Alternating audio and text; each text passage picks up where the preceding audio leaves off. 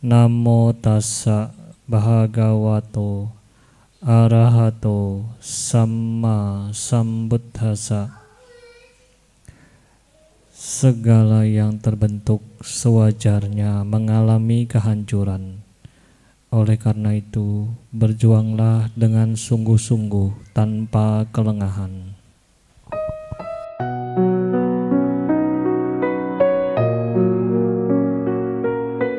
Nah, Bapak Ibu saudara-saudari sedama, seperti yang kemarin Bante Adi jelaskan tentang orang itu mau melakukan sesuatu itu ada dua. Satu karena ada ada hadiahnya, ada rewardnya, atau melakukan sesuatu karena takut ada hukumannya kalau nggak dilakukan. Nah, kita juga umat Buddha ini, Sang Buddha memotivasi supaya umat Buddha ini bisa semangat gitu berbuat baik. Jadi perlu dikasih motivasi. Motivasinya itu yang menyenangkan dan yang tidak menyenangkan. Nah, jadi biasanya ditakut-takuti itu lebih manjur daripada dikasih iming-iming ya. Jadi kalau misalnya, oi kalau ndak ke wihara ikut SPD masuk neraka misalnya, wah takut dah. Daripada diiming-iming ikut SPD dapat 1 juta 1 hari, juga masih gitu. Nah, jadi Sang Buddha dalam salah satu sutta mengumpulkan para biku, Sang Buddha mengambil tanah, mengais tanah dengan kukunya gini. Mengais tanah. Sang Buddha bertanya, para biku, banyak mana tanah yang ada di kuku saya ini sama tanah yang ada di dunia ini? Ya, para biku menjawab, tentulah tanah yang ada di dunia ini lebih banyak dong, jauh, dikit sekali. Nah, jadi Sang Buddha memberikan perbandingan bahwa tanah yang ada di kuku ini sangat sedikit kalau dibandingkan dengan tanah yang ada di luar. Dan Sang Buddha memberikan perbandingan yang banyak sekali. Apa perbandingannya? Satu, demikian juga orang yang bisa kesempatan terlahir sebagai manusia itu sangat sedikit dibanding dengan mereka yang bukan lahir di alam manusia. Masuk akal enggak? Jadi kita lihat aja binatang lah. Berapa banyak binatang yang ada di dunia ini? Ya, hitung aja serangga aja di wihara ini lebih banyak daripada manusia di bumi ini. Baru serangga, belum hitung ikan yang ada di air. Ya, jadi dihitung, nggak ada papanya manusia tuh, cuma seujung kuku aja kita ini. Walaupun populasinya 7 miliar lah gitulah, tapi 7 miliar kecil dibanding dengan populasi makhluk lain. Itu yang tampak aja binatangnya sudah banyak, apalagi alam peta, alam neraka kita belum pernah sensus. Alam hantu. Makanya banyak film hantu kan, berarti banyak tuh hantu. Lebih banyak daripada manusia yang tidak tampak ya. Jadi jangan pikir manusia banyak, yang tidak tampak lebih banyak. Bayangkan saja, yang ditinggali populasi manusia di bumi ini berapa persen? Bumi besar gini yang ditinggali manusia berapa persen? Sedikit. Sisanya siapa yang tinggal? Nah, makhluk lain lah. Nah, jadi Sang Buddha merumpamakan manusia itu kemungkinannya sedikit. Kemudian Sang Buddha memberi lagi perumpamaan. Lebih sedikit manusia itu yang ketika dia meninggal lahir lagi di alam manusia.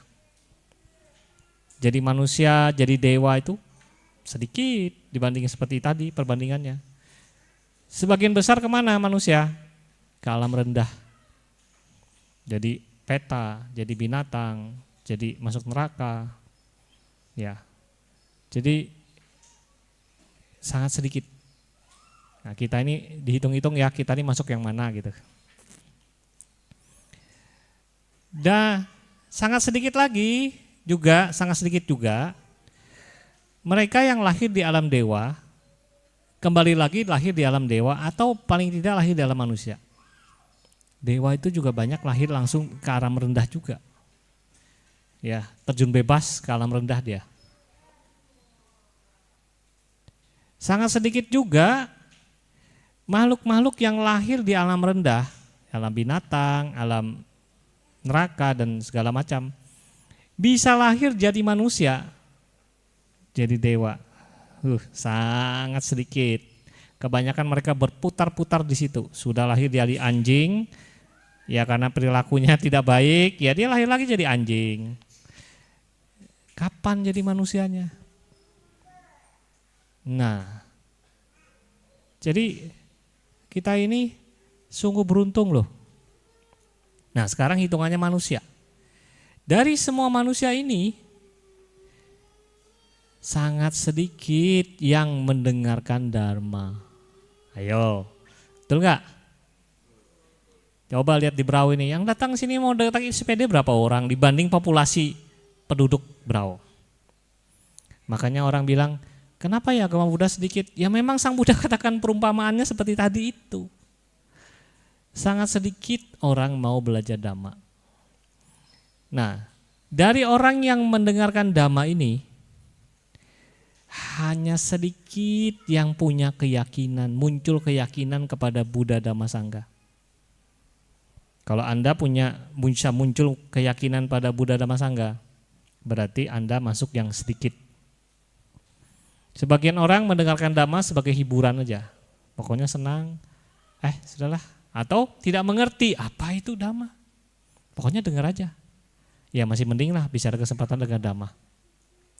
Sangat banyak di luar sana tidak punya kesempatan dengan dhamma.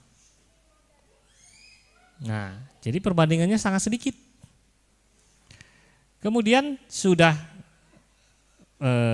jadi manusia sulit, kemudian ketemu dhamma sedikit, lebih sulit, punya keyakinan lebih sedikit lagi sudah punya keyakinan, kemudian berpikir, kalau mau serius menjalankan kehidupan mengikuti Sang Buddha harus jadi biku. Kalau mau serius, karena sangat sulit kalau tidak jadi biku. Nah, akhirnya mereka pergi meninggalkan duniawian, jadi biku, jadi samanera, jadi atasilani, pergi meninggalkan rumah. Lebih sedikit lagi kan? Nah, cari bante susahnya. Siapa yang mau jadi bante? Aduh susah. Ini manusia langka ini. Nah, kita harus jadi manusia langka gitu loh. Jangan jadi umumnya. Jadi umumnya itu seperti batu di jalanan itu banyak. Tapi kalau cari batu berlian, batu permata, nah itu langka, susah. Nah, jadi kita ini sangat sedikit. Kemudian Sang Buddha juga memberi umpamaan seperti ini. Ada satu gelang.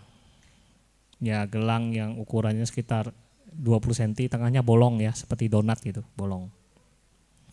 Dilempar ke samudra yang luas. Kemudian ada seekor penyu buta lagi. Itu setiap 100 tahun sekali muncul di permukaan samudra itu. Nah, pertanyaannya, berapa besar kemungkinannya untuk bisa pas dia muncul di permukaan, ketemu pas di kepalanya keluar di gelang itu? Ya, sangat sulit. Nah, jadi Sang Buddha katakan, itu kan sangat 100 tahun sekali muncul. Kapan sampai kapan itu? Gak tahu, lama sekali. Nah, Sang Buddha katakan, demikian juga kita ini lama sekali, lebih lama daripada kemungkinan penyu itu bisa pas di gelang-gelang. Lebih lama kita ini hidup di samsara ini, yang berputar-putar di alam penderitaan ini. Nah, kita apa mau seperti ini terus? Kita berpikir, kita ikut yang umumnya orang lakukan. Ketika lahir masih belum tahu apa-apa. Diajarin gini sekolah. Nanti tanya, sekolah untuk apa, Ma? Supaya kamu pintar. Pintar terus ngapain, Ma? Ya supaya kamu nanti kalau mau kerja enggak susah, bisa dapat kerjaan, supaya kamu nanti hidup di masyarakat lebih sukses. Nah, terus sekolah, sudah sekolah selesai, ngapain, Ma? Ya kamu kerja, cari uang. Terus kalau cari uang ngapain? Ya nanti kan cari jodoh. Terus kalau cari jodoh, kamu kan nanti kan bisa keluarga, nanti kamu hidupin anak kamu. Jadi yang dikira itu kebahagiaan, sebetulnya itu penderitaan. Jadi ini mohon maaf nih ya, mohon maaf. Ya misalnya kita ini sudah senang-senang single ya. Ya contoh aja lah, biasanya ibu-ibu nih, wanita. Hidup sendiri itu enak. Bangun dari yang ngurusin, dari diurusin. Urus diri sendiri semua. Begitu sudah berkeluarga, bangun yang diurus suami. Ini. Sudah punya anak, tambah kerjaan lagi. Jadi kerjaannya berarti jadi kurang kerjaan apa ya? Cari kerjaan ekstra gitu. Padahal ngurus sendiri sudah capek ya, apalagi ngurusin yang banyak orang. Nah, itu kita menambah penderitaan. Bukan berarti tidak boleh berkeluarga ya, bukan. Ini contoh saja, contoh.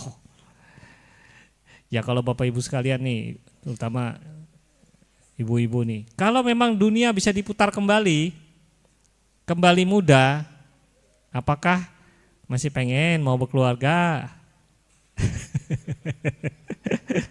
Kalau andainya, capek saya kan. Ada satu ibu datang ke Bante, bagaimana ya? Saya bisa enggak ya Bante ya? Saya ini bertekad, semoga kehidupan akan datang saya jadi biku aja. Kenapa Bu? Capek saya Bante, pusing saya. Sudah ngurusin di rumah, sudah gitu ipar saya begitu lagi, saya capek Bante sendirian Bante. Kalau jadi biku kan enak Bante sendiri aja yang diurus. Nah, ini dia. Tahu penderitaan. Tapi masih di situ aja.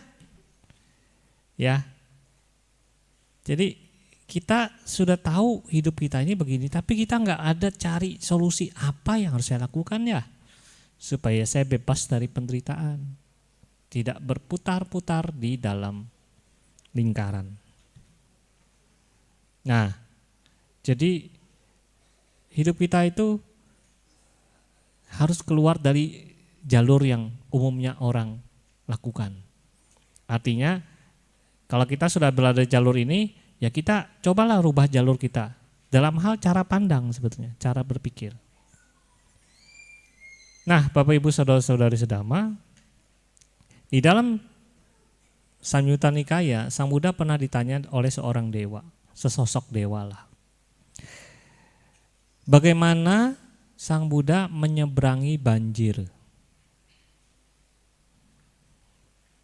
Nah, Sang Buddha menjawab, dengan tidak berhenti,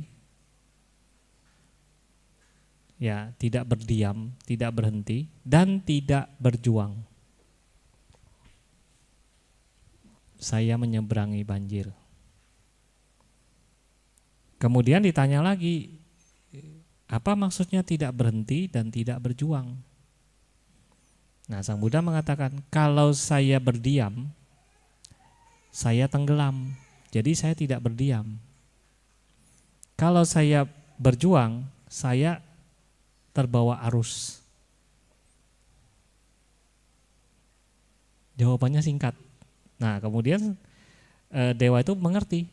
langsung dia bisa mencapai kesucian sotapana. Apa maksudnya itu? Nah, ini sangat dalam ternyata. Jadi Sang Buddha ditanya, bagaimana Sang Buddha menyeberangi banjir arus nafsu. Kita ini dibelenggu oleh nafsu. Nafsu yang disebut tanha, yang disebut awija, yang disebut dithi, pandangan salah, dan disebut juga yang namanya bawa. Bawa itu keinginan menjadi, artinya kemelekatan. Ingin menjadi terus, ingin menjadi ini, menjadi. Nah, banjir ini kalau kita nggak tahu, kita terbawa banjir. Hanyut terus. Jadi kita terbawa oleh lingkaran mati, hidup lagi, mati, hidup lagi, mati, hidup lagi, mati, hidup lagi. Sangat banyak sekali kita sudah mengalami itu. Nah, apa kita mau seperti itu terus? Ya, kita misalnya merasakan penderitaan. Rasanya penderitaan udah enak sekali. Tapi habis itu lewat penderitaannya. Jangan salah, nanti juga akan mengalami penderitaan yang lebih hebat lagi. Nanti lewat lagi. Waktu mengalami penderitaan pengennya mati. Tapi setelah lewat, ketemu senang, enggak pengen mati. Pengennya hidup terus. Nah, itu kita diombang-ambing sama nafsu itu. Nah, Sang Buddha mengatakan, untuk menyeberangi banjir ini, saya tidak berhenti, tidak diam. Maksudnya apa? Tidak diam, tidak berhenti. Berhenti di sini artinya berhenti melakukan perbuatan-perbuatan yang buruk.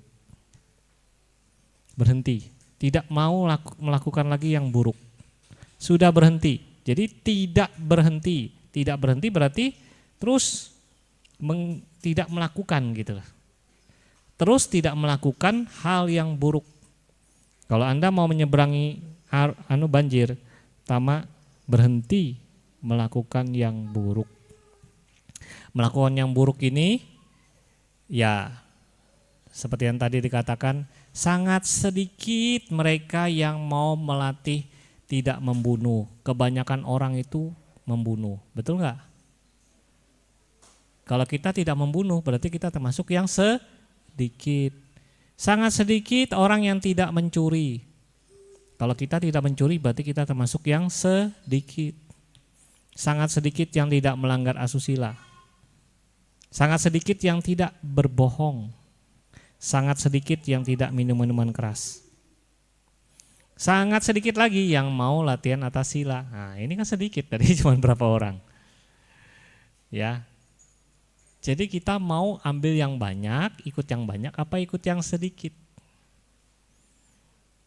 Nah, jadi Sang Buddha katakan tidak berhenti. Kemudian yang kedua, tidak berjuang. Maksudnya apa? Berjuang ini artinya melakukan kebaikan. Kalau melakukan kebaikan, berbuat baik, muncullah kemelekatan, nanti lahir lagi. Terus kalau kita berjuang, kamu nanti berdana ya, nanti lahir di surga. Surga enggak kekal, turun lagi, naik lagi, turun lagi. Makanya Sang Buddha katakan, ya pertama Sang Buddha motivasi, lahir di surga. Nah, kalau sudah dia muncul senang, kemudian Sang Buddha katakan, surga tidak kekal loh. Kamu bisa turun lagi. Nah, setelah dia sadar, baru Sang Buddha kasihkan ilmunya. Nah, jadi kalau kita menyadari, kita termasuk orang yang banyak apa yang sedikit. Terutama dari yang sedikit, yaitu sangat sedikit orang yang bisa tahu apa itu 4 kebenaran mulia. Jadi Sang Buddha mengatakan, orang kalau tahu 4 kebenaran mulia, paling enggak dia selamat dari alam-alam menderita. Kalau dia tidak tahu, dia terjerumus terus, berputar terus di alam menderita. Nah, maka dari itu belajarlah apa itu 4 kebenaran mulia. Terutama adalah yang dikatakan dalam praktek Jalan Mulia Bonusut 8. Nah, karena banyak, kita itu bingung. Karena bingung, enggak praktek gitu. Jadi, supaya kita praktek, kita perlu praktek yang kita tahu saja dulu. Semampu kita, nanti dia akan berkembang. Bagaimana prakteknya, Bante?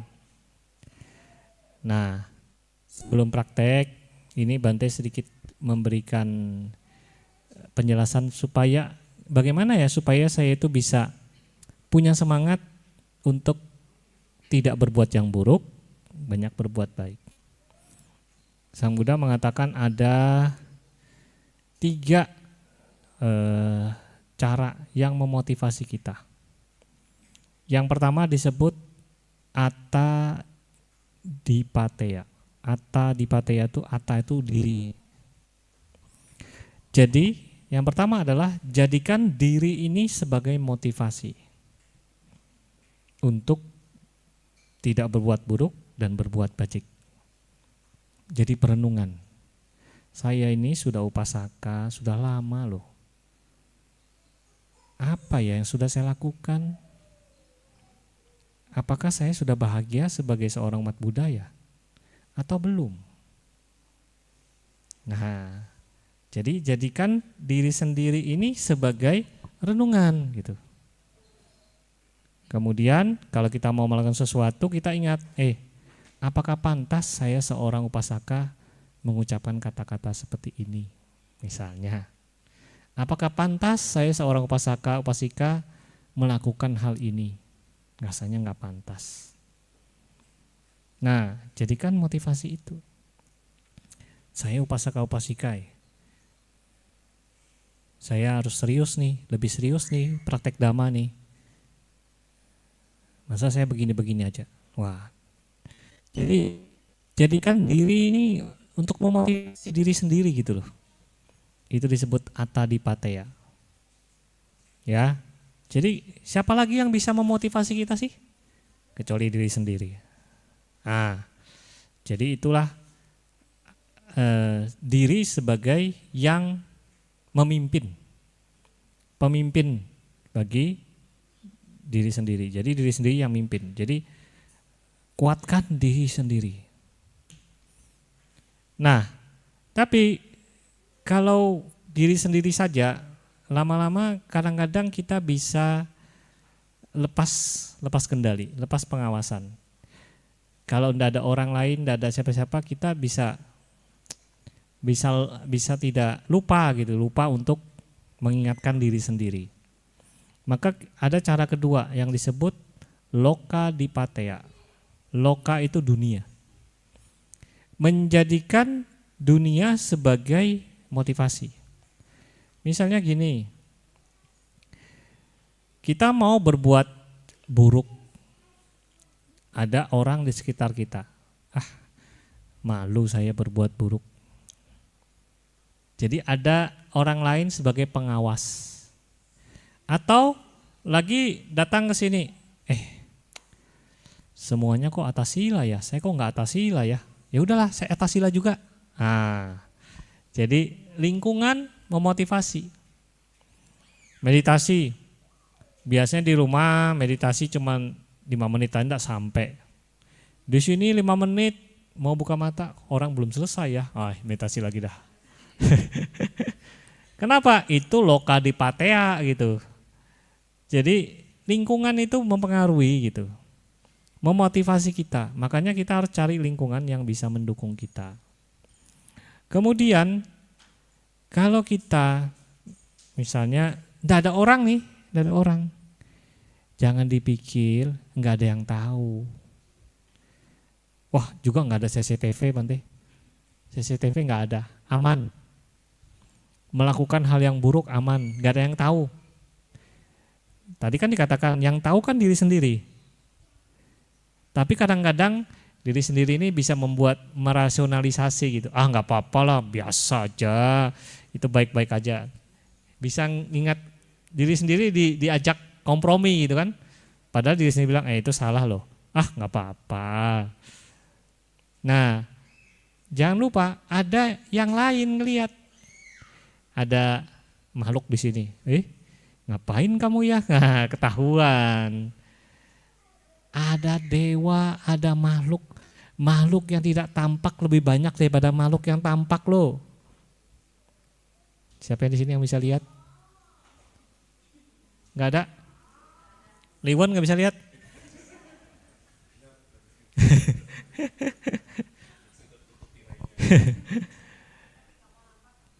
Hah? Oh enggak mau, bisa lihat tapi? Oh, kalau bisa lihat nih lari malahan. Itu ada satu umat itu dia bisa lihat, sampai dia nggak berani nyetir. Gimana? Waktu nyetir ada yang nyebrang gitu. Padahal makhluk halus yang nyebrang. Nah, jadi kita ini ada yang ngawasin kita. Ya. Jadi kalau kita mau berbuat tuh walaupun tidak ada orang, sebetulnya ada yang ngawasin kita loh. Ada yang bisa baca pikiran kita lagi. Nah, jadi yang pertama diri sendiri diingatkan. Saya berbuat baik, saya yang tahu. Saya berbuat buruk, saya yang tahu. Nah, jadi diri sendirinya sebagai pengawasnya kan gitu. Tapi kalau diri sendirinya kalah sama nafsunya, nah orang lain aja jadi pengawasnya. Makhluk lain, orang lain, ya loka, dunia ini jadi pengawas kita. Nah, kalau sudah diri sendiri kalah, kemudian dunia juga kalah, ada yang ketiga disebut Dhamma Dipateya. Dhamma ini artinya ya ajaran Sang Buddha Dhamma. Merenungkan bahayanya. Ya. Kalau saya begini akibatnya apa ya? Ini nanti akibatnya karma buruknya besar nih. Ini perenungan pada Dhamma sebagai pengawas kita. Ini tidak baik. Sang Buddha katakan ini tidak baik. Kalau ini dilakukan karmanya buruk. Kalau ini baik, ini dilakukan karma baik. Nah, itu kan Dhamma. Dari Dhamma itu memotivasi kita untuk melakukan yang baik, tidak melakukan yang buruk. Nah, jadi itu 3 pengawas kita. Ya, diri sendiri. Kedua, lingkungan, dunia. Dan yang ketiga Dhamma. Nah, sekarang bagaimana Bante prakteknya 4 kebenaran mulia ini? 4 kebenaran mulia ini memang sangat dalam. Dan kita hanya membahas teori saja. Belum menembusnya. Paling tidak kita tahulah teori lah. Tidak harus nembus. Nah, 4 kebenaran mulia ini semua kita alami. Siapa di sini belum pernah menderita? Menderita ini ada derita fisik, ada derita batin. Ya, derita fisik tuh ya sakit, ya. Tapi kalau derita batin tidak tercapai apa yang diinginkan, muncul khawatir, takut, gelisah, jengkel, marah. Intinya apa yang tidak dicapai itu jadi marah, jengkel. Nah, duka ini muncul setiap saat. Nah, maka dari itu kita harus menyadarinya. Kalau enggak, kita dicengkeram oleh duka. Tapi karena duka kita ini cuman sedikit-sedikit ditutupi oleh rasa senang, enggak terasa. Nanti tiba saatnya ketika dapat duka yang banyak besar gitu. Baru terasa. Misalnya kehilangan orang yang dicintai. Anak-anak masih kecil, suaminya udah pergi. Wah, itu duka itu. Itu duka. Belum siap apa-apa sudah. Ada lagi yang baru buka toko, masih ngutang, terbakar tokonya. Duka. Nah, duka-duka seperti ini besar. Kalau kita tidak cepat mengerti, mengatasinya, kita akan terjerumus dalam penderitaan yang sangat mendalam dan sulit untuk keluar. Maka dari itu kita harus mengerti duka itu. Duka itu bukan dihilangkan loh ya. Duka itu harus dimengerti, diketahui, diterima. Dulu Bante pernah ngajar sama anak-anak sekolah minggu. Bante tanya, duka itu harus diapain anak-anak? Siapa yang bisa jawab? Ada yang jawab. Kan ada yang jawab macam-macam. Ada satu anak jawab ini. Saya Bante, apa? Dihadapi Bante. Hebat jawabannya. Betul itu. Duka itu dihadapin. Tidak bisa ditolak. Kalau ditolak kita menderita. Kenapa kalau kita tolak berarti muncul keinginan. Muncul tanha, tambah menderita. Nah, jadi duka dimengerti. Sebabnya atau kemunculan dukanya ini ada sebabnya, yaitu tanha, keinginan. Nah, keinginan ini harus dilenyapkan. Nah, yang dilenyapkan tuh keinginannya, bukan dukanya. Kalau keinginannya lenyap, dukanya lenyap. Nah, yang dilenyapkan adalah sebabnya. Ibaratnya kalau sakit, kalau dokternya nggak tahu sebabnya sakit, nggak bisa dia nyembuhkan. Jadi dia harus tahu dulu apa dia sakitnya nih, sebabnya ya. Oh, ini karena demam berdarah nih, nah, baru tahu obatnya. Kalau nggak tahu kenapa demam ya, asal kasih obat nggak bisa sembuh. Nah, jadi sebabnya ini harus diatasi. Nah, dikatakan makin banyak keinginan seseorang, makin banyak penderitaannya. Makin sedikit keinginan seseorang, makin sedikit penderitaannya. Betul nggak? Makin banyak ketidakinginan seseorang, makin banyak penderitaannya. Makin sedikit ketidakinginannya, makin sedikit penderitaannya. Ada makanan, inginnya makan yang enak, tapi makanannya tidak enak. Menderita, karena ingin tapi tidak tercapai. Kemudian ada makanan, saya tidak ingin makan itu, berarti penderitaan muncul. Saya tidak suka ini, saya tidak suka itu, saya tidak suka ini, saya tidak suka itu, tambah penderitaannya banyak. Makin banyak yang disuka dan makin banyak yang tidak disuka, makin banyak penderitaannya. Jadi semuanya baik-baik aja, semuanya netral aja sebetulnya. Cuman bagaimana kita menanggapinya, kan gitu. Nah, sekarang kalau sudah mengerti, sekarang bagaimana ya caranya untuk mengatasi duka ini? Duka ini karena ada yang namanya kotoran batin. Kalau kita sakit, kan ada virus dalam diri kita. Sebenarnya kita ini kalau sehat nggak ada virus, tapi kalau sakit ada virusnya. Sama dengan batin kita ini, sebetulnya bersih aja, bersih. Cuman ada si pengotornya, seperti lantai ini. Lantai ini kan bersih, tapi kalau lama-lama kan bisa kotor. Ada pengotornya. Nah, pengotornya ini apa? Yang disebut kotoran batin, ya 3 sebetulnya. Kalau garis besarnya ya, banyak sebetulnya, banyak sekali. Ada yang, macam-macam lah istilahnya tuh, asawa, anusaya, macam-macam. Tapi intinya 3, loba, dosa, moha. Nah, kotoran-kotoran batin ini jangan dibiarkan berkembang. Kalau dia berkembang, nah kita akan tambah menderita. Jadi bagaimana? Nah, Sang Buddha memberikan jalan mulia Bursut 8. Tapi jalan mulia Bursut 8 ini, kalau kita sarikan, sebenarnya dikatakan sila samadhi panya. Sila samadhi panya, bagaimana prakteknya dalam kehidupan sehari-hari?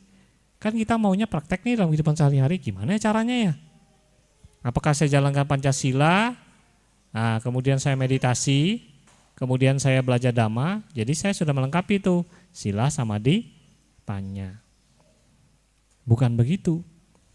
Dalam kehidupan sehari-hari, untuk mempraktekkan jalan mulia Bursut 8, kita melatih 3. Jadi 8 ini kita latih 3.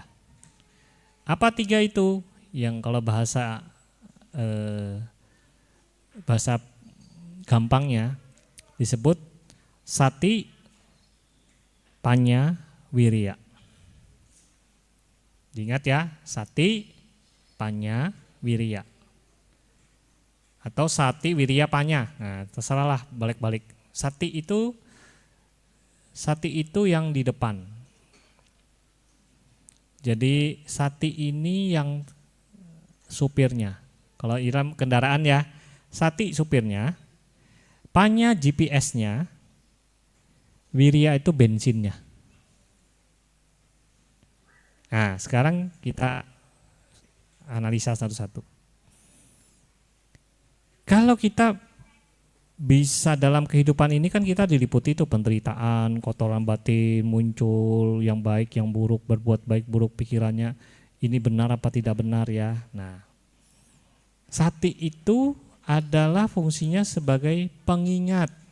Satu, pengingat. Pengingat itu artinya gini, ingat loh, sadar. Ingat loh, sekarang sedang apa? Ingat loh, kembangkan cinta kasih. Kalau kita bisa ingat, misalnya mau berbuat buruk, itu tidak baik loh. Itu sati loh. Dia mengingatkan kita. Tapi kalau kita langgar, satinya nggak jalan. Dia sudah muncul itu berarti sudah ada sati itu. Ya.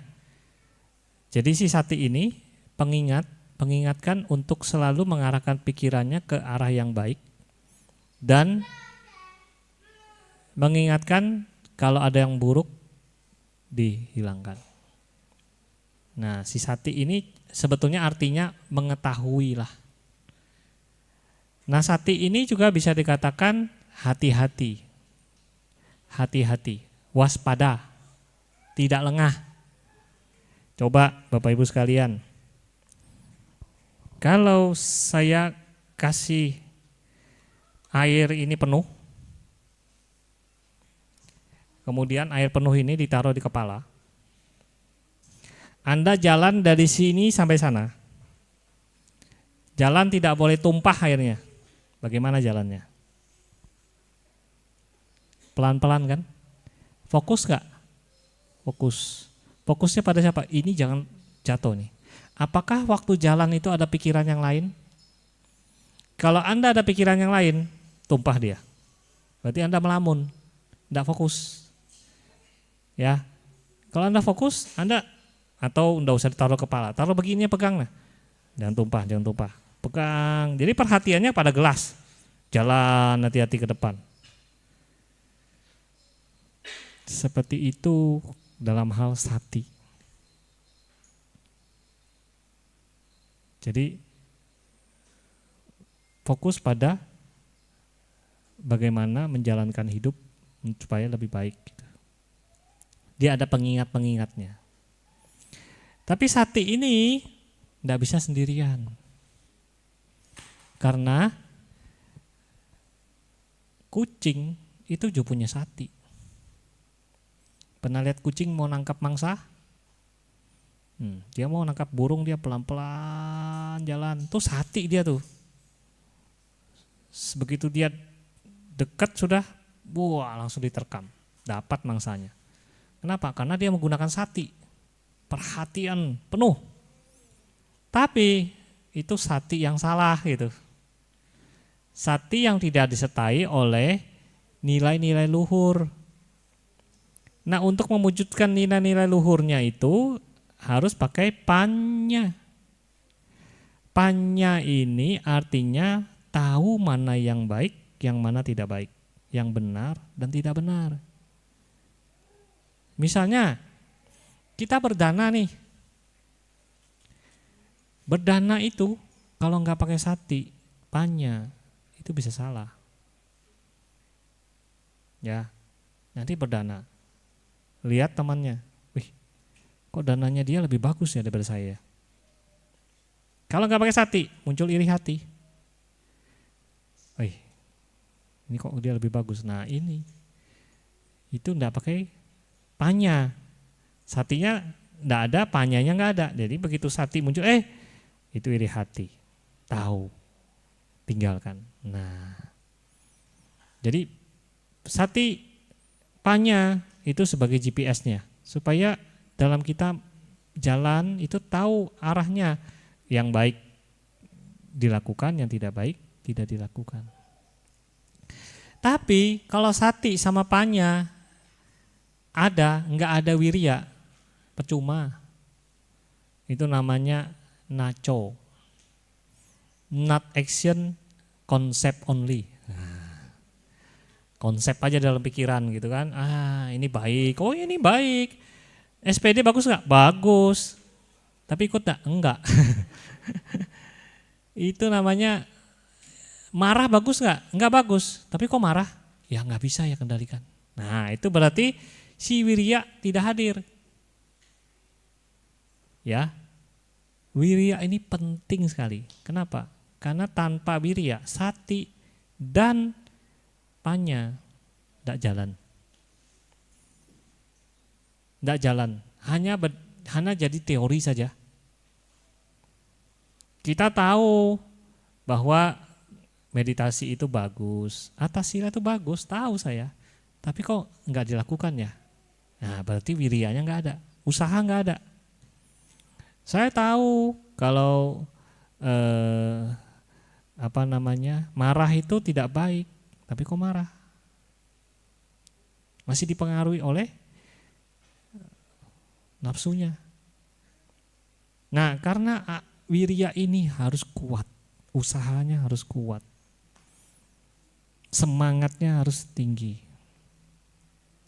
Nah wirya ini dibagi 4. Bagi 4, 2 adalah yang mengatasi yang buruk, 2 bagaimana mengembangkan yang baik. Diingat-ingat ya. Rumusnya gampang. 2 pertama dikatakan menutup dan meninggalkan. Rumus yang ketiga dan keempat memunculkan dan mempertahankan. Nah sekarang yang menutup dan meninggalkan. Kalau kita mau supaya mempraktekkan ini, yang pertama menutup. Menutup itu artinya menutup segala hal yang berhubungan dengan hal-hal yang bisa memunculkan pikiran buruk. Pikiran buruk akhirnya menjadi ucapan yang buruk, perbuatan yang buruk. Nah, pintunya dari mana yang ditutup? Nih, mata, telinga, semua, lidah, hidung, ini semuanya pintu yang bisa masuk ke dalam batin kita. Pintunya harus dikendalikan. Sang Buddha mengatakan dalam Indriya, ya di Majjhima Nikaya nomor terakhir. Sang Buddha bertanya pada seorang murid dari Niganthanataputta, bagaimana guru kamu mengajarkan kamu? Oh, kita diajarkan untuk menutup semua indria kita. Jadi mata nggak boleh lihat, telinga nggak boleh dengar, ini semua nggak boleh, ditutup semua. Oh, Kemudian Sang Buddha mengatakan gini, kalau begitu orang buta dari lahir itu dia suci. Orang tuli dari lahir dia suci sudah. Karena dia nggak lihat apa-apa kok. Nggak dengar apa-apa. Ya kan? Nah, udah bisa jawab dah si orang ini. Kemudian Sang Buddha menjelaskan bahwa mata boleh lihat, telinga boleh dengar, tapi harus ada filternya. Ya kalau mobil, kendaraan masuk bensin kan ada filternya. Enggak, kalau kan kotor. Nah, filternya ini apa? Ketika kita melihat sesuatu, jangan melihat dengan terikat pada bentuk, rupa. Kalau mendengar sesuatu jangan terikat pada suara. Tidak ada penilaian. Misalnya dengar suara, wah ini suaranya merdu ya. Nah, muncul dah tuh kotoran batin. Nah, itu harus disadari, itu hanya suara. Melihat, bodinya. Nah, kalau sudah gitu, nanti dia ada gambaran dalam pikiran. Ya kan? Muncul gambaran. Dengar suara, muncul gambaran. Makan rasa, muncul gambaran. Jadi Sang Buddha katakan mesti bijaksana dalam melihat, mesti bijaksana dalam mendengar, dalam hal indera yang masuk kita harus bijaksana. Nah, jadi di sini yang disebut sangwara, menutup. Jadi melihat dengan bijaksana, mendengar dengan bijaksana, ya semua indera ini harus dilakukan dengan bijaksana. Jadi harus menghadirkan nilai-nilai luhur. Itu tidak kekal. Oh, itu hanya suara. Oh, itu hanya, ya. Jadi semuanya itu hanya suara, rupa, tidak ada sesuatu yang indah. Tapi kita bilang itu indah, itu menyenangkan. Ini tidak menyenangkan. Ini, itu muncullah. Kalau sudah membanding-bandingkan muncul bahagia atau tidak bahagia. Kemudian sudah gitu, yang namanya meninggalkan. Nah, tadi kan sudah ditutup, tapi masih ada yang muncul dalam pikiran nanti. Pikiran jengkel lah, pikiran tidak senang, pikiran ingat yang dulu, ingat yang akan datang, membayangkan yang akan datang, khawatir muncul, takut muncul, dan segala macam. Nah, itu harus disadari bahwa itu tidak nyata. Ingat ya, tidak nyata, itu hanya pikiran. Pikiran itu bukan saya. Nah, ada satu bapak itu, dia tuh takut sekali sampai tidak bisa tidur. Dia takut apa? Takut mati. Jangan ketawa, ada orang seperti itu loh. Kenapa? Karena dia pernah mengalami trauma. Dia pernah hampir mati gitu loh. Jadi rasa takut itu masih nempel. Nah, makin hari makin menjadi. Jadi tidak berani ke orang meninggal, dengar orang sakit aja takut, dengar orang mati takut, dengar orang sakit takut. Jadi lama-lama ketakutannya tambah kuat. Kemudian dia bagaimana ya sampai tidak bisa tidur? Nah, dia pergi berobat tidak sembuh-sembuh. Akhirnya dia pergi meditasi ke tempat Bante Utamo. Meditasi juga nggak bisa, namanya takut, meditasi apa? Tapi akhirnya dia punya kesempatan konsultasi dengan Bante Utamo. Dia tanya, Bante ini saya ini takut. Bante Utamo tanya, kamu takut apa? Takut mati sebetulnya saya ini. Kemudian Bantenya tanya, sudah terjadi belum? Ya belum. Berarti kamu ditipu sama pikiran kamu sendiri. Nah, jadi gimana Bante? Nah, nanti kalau dia muncul, jangan percaya. Itu kali kamu dibohongi sama pikiran kamu sendiri. Jadi dia muncul, itu hanya pikiran. Jangan dianggapin itu pembohong. Nah, artinya itu ditinggalkan, tidak diikuti gitu loh. Takut muncul diikuti tambah besar takutnya. Tapi begitu takut muncul, itu cuma takut, ditinggalkan. Ada pikiran buruk muncul, ditinggalkan. Khawatir muncul, ditinggalkan. Ya. Jadi kalau Bapak Ibu sekalian mau tes, malam mau tidur, lihat pikirannya sendiri. Dia muncul apa kita tahu, lagi muncul ini. Nanti dia hilang. Nanti dia muncul lagi satu, lagi mikir si A. Nanti dia hilang. Begitu kita kasih tahu, dia ini mikir A, hilang dia.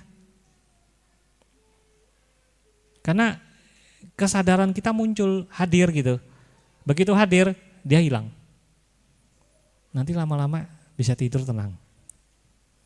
Pernah coba? Nah, dicoba malam ya.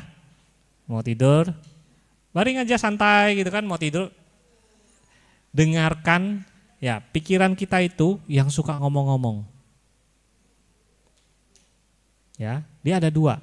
Satu yang suka ngomong, satu yang suka memberikan gambaran. Ingat si A, wajah si A muncul, ya kan? Betul kan? Nah, keluar dia gambaran. Itu kalau kita nggak kendalikan, dia akan mengganggu kita. Kalau yang menyenangkan kita melekat, yang tidak menyenangkan membuat kita takut, khawatir, tidak menolak. Nah, itu membuat kita menderita. Jadi ketika dia muncul, sadari, tidak diikuti, dia akan pergi. Yaitu itu cara meninggalkan. Ada lagi kalau misalnya, bagaimana Bante supaya kalau saya marah, supaya nggak marah Bante. Saya tahu marah nggak baik, tapi nggak bisa Bante. Rasanya sesak dada saya. Kalau nggak marah itu. Jadi supaya nggak sesak, saya marah Bante. Ya orang lain jadi sesak. Jadi sesaknya pindah ke orang lain kan gitu. Nah, jadi kalau kita mau marah, caranya ini ada di YouTube sebetulnya. Tarik napas. Tarik napasnya 2 kali. Tahan sebentar, buang. Tarik lagi.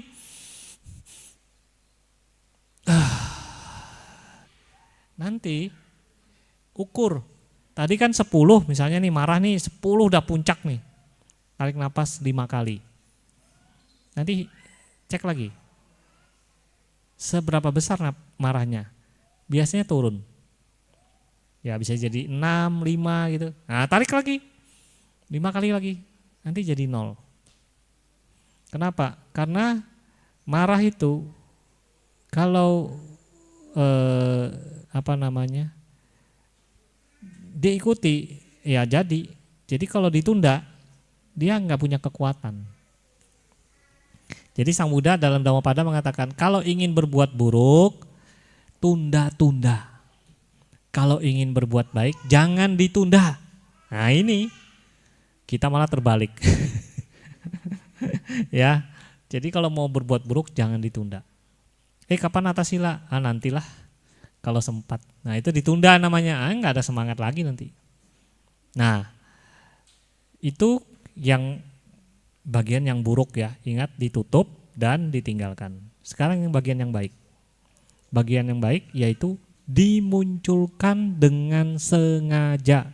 Ingat sengaja saya kasih talma. Kenapa? Karena kalau nggak disengaja dimunculkan sulit bisa muncul. Apa yang dimunculkan? Nilai-nilai luhur, hal-hal yang bajik. Apa hal-hal yang bajik? Merenungkan. Saya merenungkan cinta kasih. Semoga semuanya bahagia. Semoga semuanya bahagia. Ketika mengucapkan semoga semuanya bahagia, apakah ada kebencian muncul? Nah, berarti kan kita memunculkan yang baik, maka yang buruk tidak muncul. Ketika kita mengucapkan kata Buddha, munculkan gambaran Buddha dalam pikiran kita. Apakah ada pikiran yang buruk muncul? Enggak ada.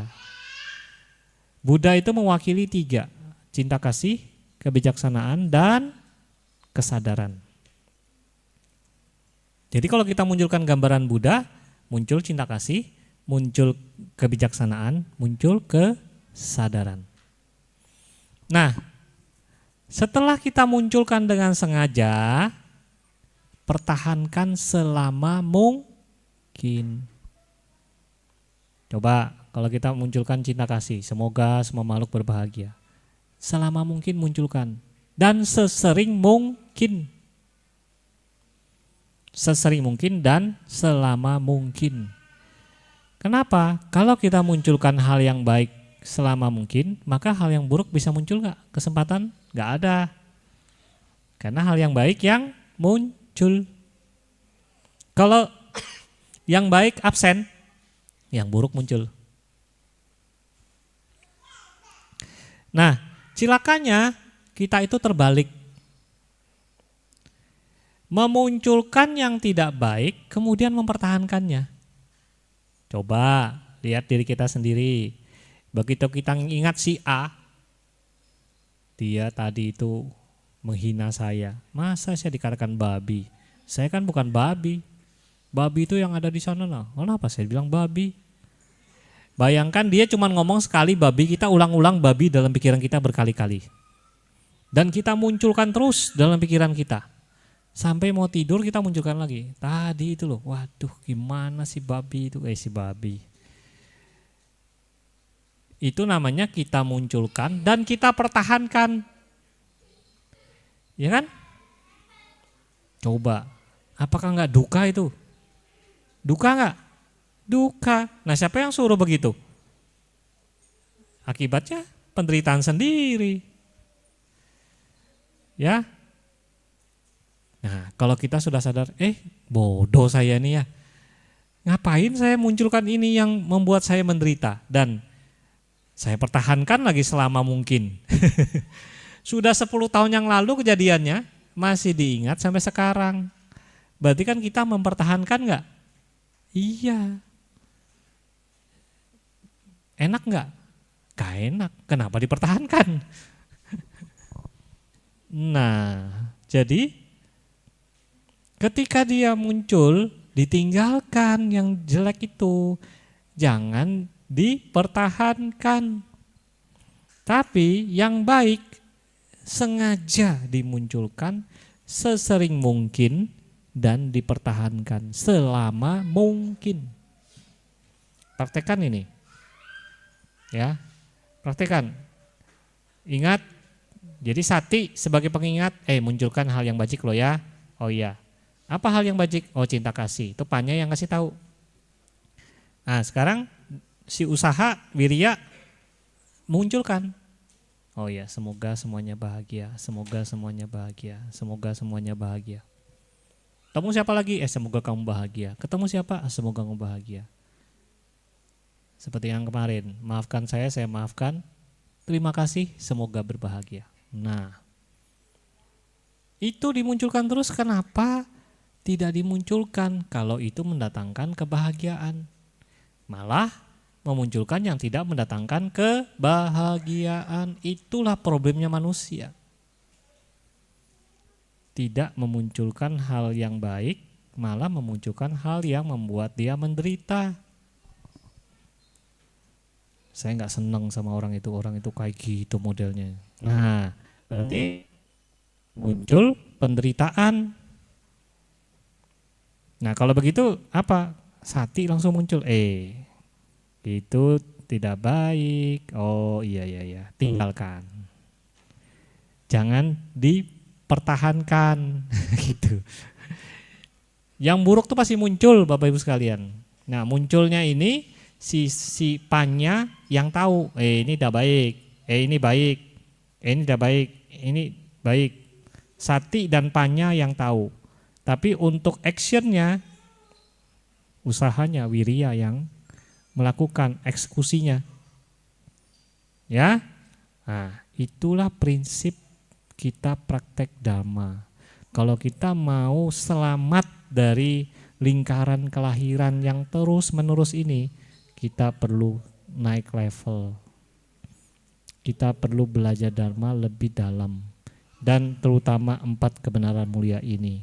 Dan kita perlu praktek supaya kita hidup kita menjadi lebih bijaksana di masa mendatang. Ya, jadi praktekkan Dharma itu dengan sungguh-sungguh. Nah, ini yang Banda sampaikan pada malam hari ini, semoga bisa mendatangkan semangat kita praktek Dhamma, terus berjuang. Nah, jalankan, ikuti SPD seterusnya, semoga bisa mendatangkan kemajuan dalam Dhamma. Semoga Anda semua berbahagia di dalam Dhamma, semoga semua makhluk berbahagia.